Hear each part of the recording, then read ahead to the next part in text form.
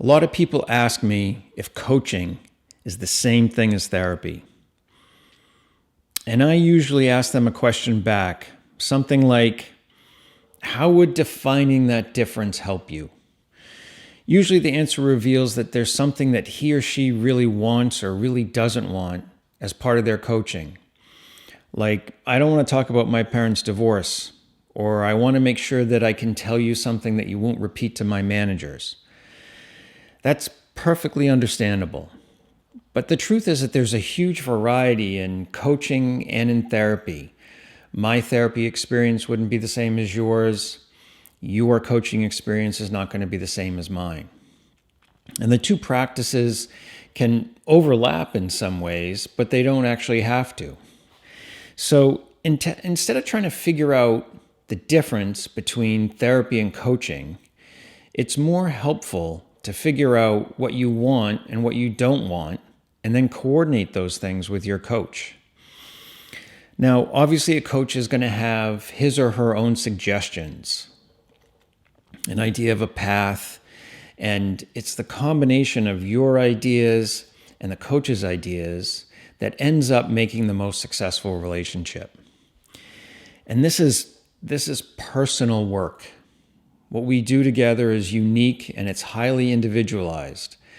While there's some similarities between clients, it's not like I have a patented secret Navy SEAL 7-page PDF that's going to be the answer or the way for every client. Now, courses and books and those other standardized things can be really helpful when you're trying to overcome roadblocks, make improvements, but coaching is a little bit different.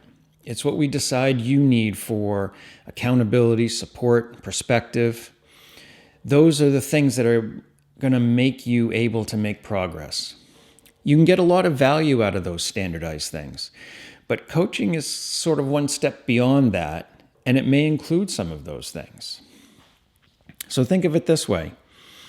There's a continuum with therapy on one end and instruction on the other. So we've got Sigmund Freud with his pipe and his couch sitting at one end with therapy, and then we've got the directions from IKEA sitting at the other end. Now, both things are trying to make a change. Freud wants to talk about your mother to make that change, and IKEA is trying to tell you how to assemble a table. And those directions never seem to work. Anyway, coaching sits in the middle of that continuum. There are some practical steps that come from business-based discussions about why and how you're stuck, or why you're frustrated and you want to really make some progress. But it's not therapy and it's not exactly instruction. So what you really want to know before you start a coaching relationship is how it's going to work, what's involved, and where you and your coach decide where are the limits and the boundaries of how your work is going to be. This is what the first phone call is all about. It's usually long enough and it's detailed enough so that you can figure out the lay of the land when it comes to how you and your coach will work together. And so back to the therapy question.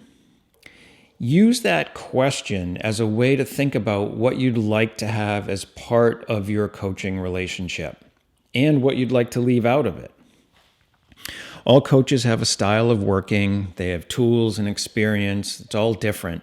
So it's really how you want to match up with your coach and how your coach matches up with you that makes the difference between success and frustration. So you're going to need more than just a good relationship with your coach to be successful, but it's going to be really hard to be successful if you don't have that good relationship.